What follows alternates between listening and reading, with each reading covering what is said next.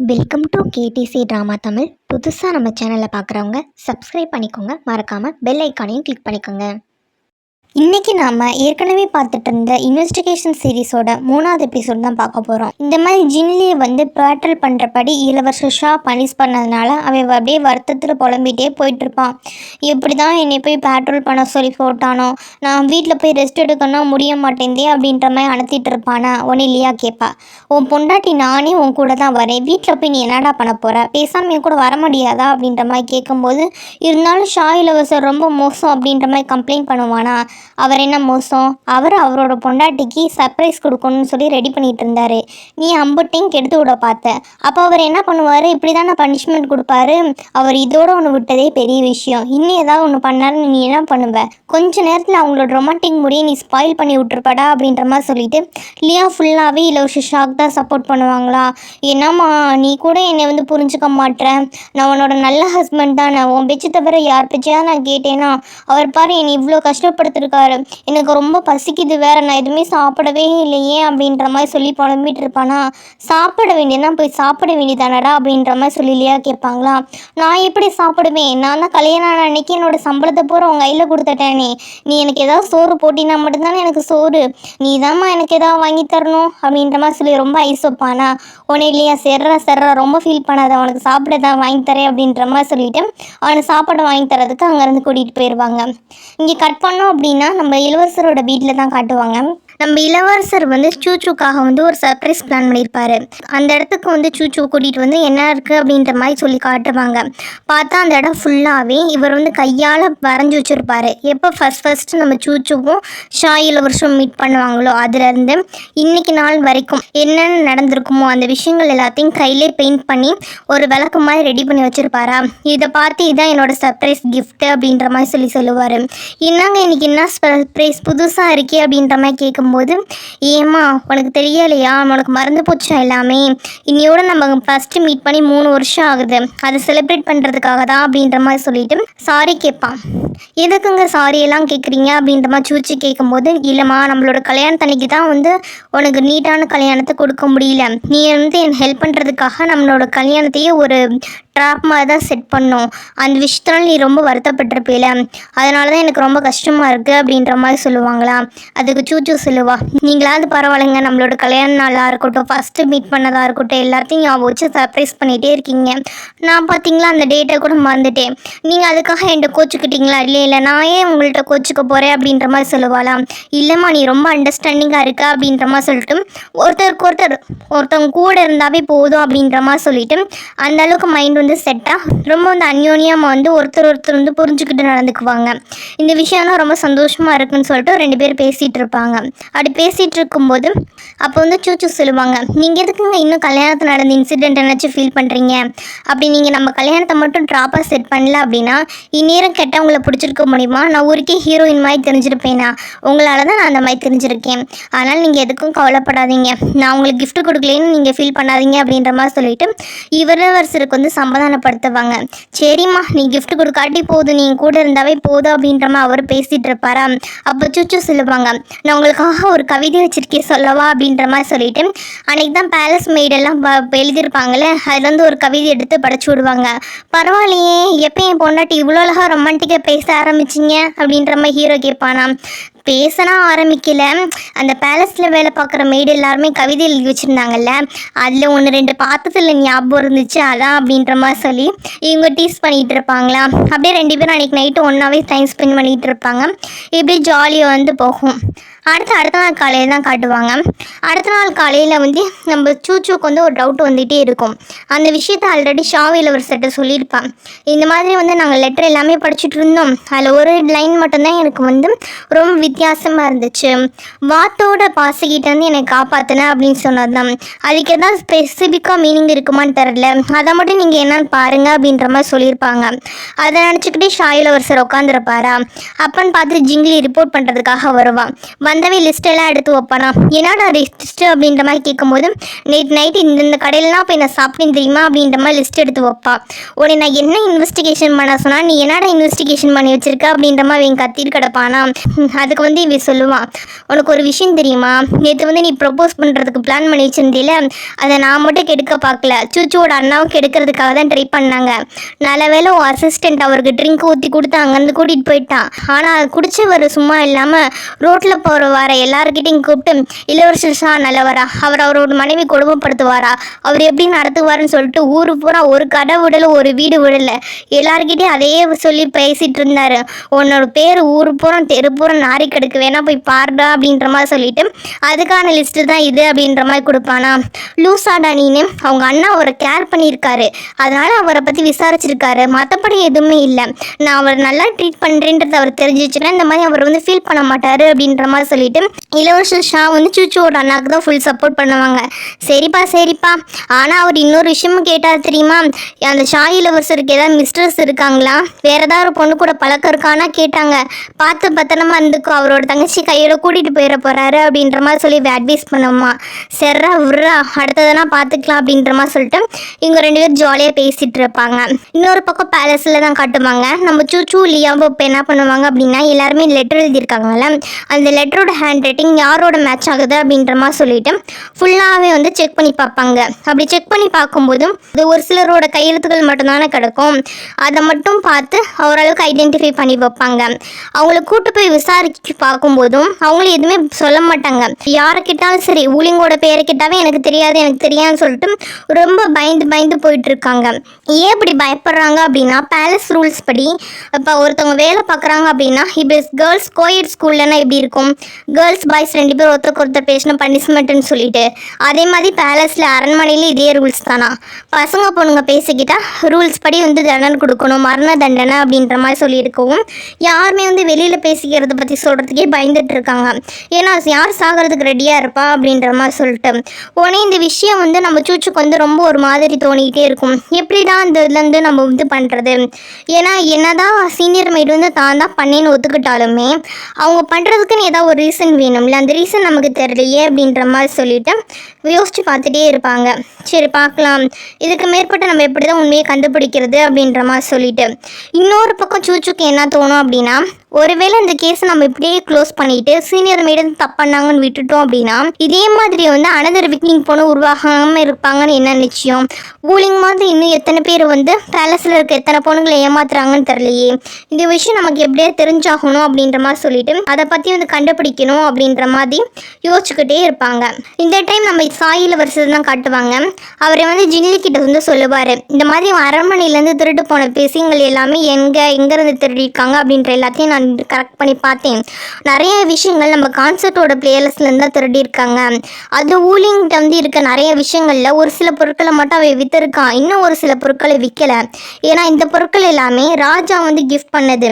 ராஜ seal இருக்கிறத விற்றான் அப்படின்னா அவனுக்கு மரண தண்டனை தெரியறதுனால ஒரு சில பொருட்களை மட்டும் விற்காம வச்சுருக்கான். இது போக பார்க்கும்போது இன்னும் நிறைய ராஜ பெயிண்டிங்லேருந்து இன்னும் சில கிஃப்ட் எல்லாமே இருக்குது. இதில் எதுக்கான காரணம் என்ன, அவனா டைரெக்டாக போய் இன்னர் பேலஸ்குள்ளே போய் திருட முடியாது.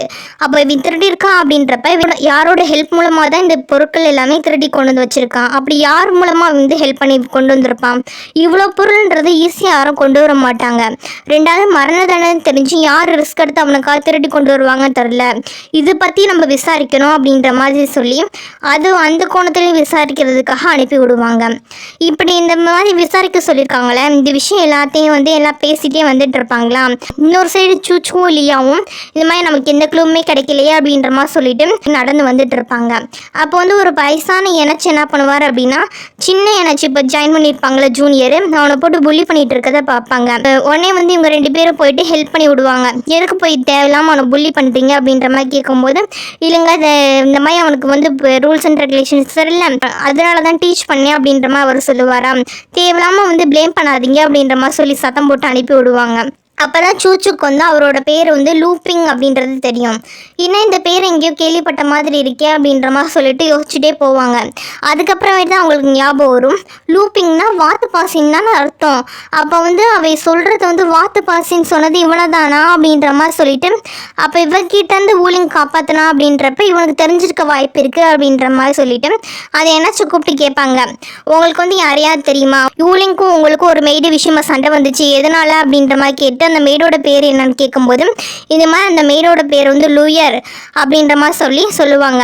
அந்த பொண்ணுக்கு என்னதான் பிரச்சனை அப்படின்னு கேட்கும்போது, இந்த லூயர் பொண்ணு வந்து ரொம்ப மோசமான பொண்ணு, நான் நீட்டான பொண்ணே கிடையாது, அந்த பிள்ளைக்கு நிறைய கெட்ட சவகாசம் இருக்குது, ரீசெண்டாக கூட அந்த பொண்ணுக்கு வந்து அபார்ஷன் ஆச்சு அப்படின்ற மாதிரி சொல்லிட்டு இவர் ஒரு கதையாக சொல்லுவாங்க. அந்த விஷயத்தை வந்து நம்ம சூச்சு சரி இல்லையோ சரி, இந்த கோணத்தில் அந்த லூயர் மேலே எனக்கு டவுட்டாக இருக்குது, இன்னும் இன்வெஸ்டிகேஷன் பண்ணி பார்க்கணும் அப்படின்ற மாதிரி சொல்லி அவங்க இன்வெஸ்டிகேஷன் பண்ணுவாங்க. இப்படி தனக்கு தெரிஞ்ச விஷயங்கள் எல்லாத்தையும் இளவரசர் ஷாக்கிட்ட வந்து சூச்சு சொல்லுவாங்களாம்.